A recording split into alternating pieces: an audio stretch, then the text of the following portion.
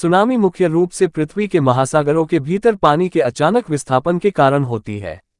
ये विस्थापन विभिन्न भूवैज्ञानिक प्रक्रियाओं, सबसे आम तौर पर पानी के नीचे भूकंप, ज्वालामुखी विस्फोट या भूस्खलन से शुरू हो सकता है।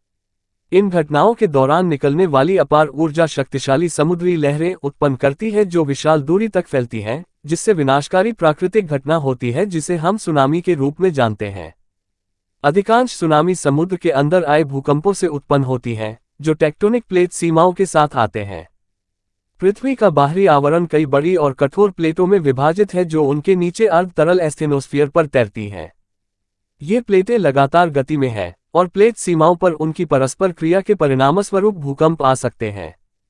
सबडक्शन जोन, जहां एक टेक्टोनिक प्लेट को दूसरे के नीचे दबाया जाता है, विशेष रूप से शक्तिशाली भूकंपीय गतिविधि के लिए प्रवण होते हैं।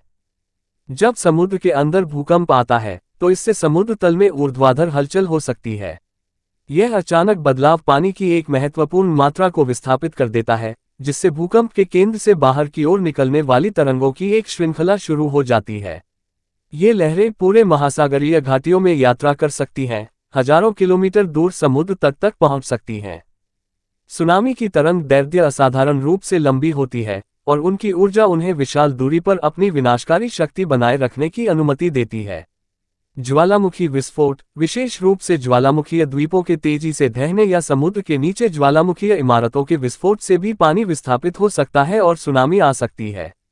इसी तरह पानी के नीचे भूस्खलन, चाहे प्राकृतिक भूवैज्ञानिक प्रक्रियाओं या खनन या निर्माण जैसी मानवीय गतिविधियों के कारण हो, बड़ी मात्रा में पानी को विस्थापित कर सकता है और सुनामी लहरें उत्पन्न कर सकता है।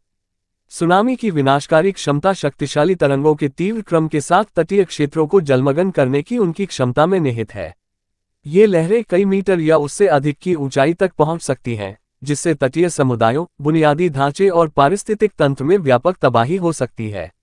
सुनामी का प्रभाव उनकी लंबी तरंग दैर्ध्य के कारण बढ़ जाता है, जो उन्हें पूरे समुद्र तट को पार करने, निचले इलाकों को अपनी चपेट में लेने और व्यापक बाढ़ का कारण बनने में सक्षम बनाता है। सुनामी के प्रभाव को कम करने के लिए कई क्षेत्रों में प्रारंभिक चेतावनी प्रणाली और तैयारी के उपाय लागू किए गए हैं। इन प्रणालियों में भूकंपीय गतिविधि, समुद्र स्तर में परिवर्तन और अन्य संकेतकों की निगरानी शामिल है जो समुद्र के नीचे गड़बड़ी की घटना का संकेत दे सकते हैं।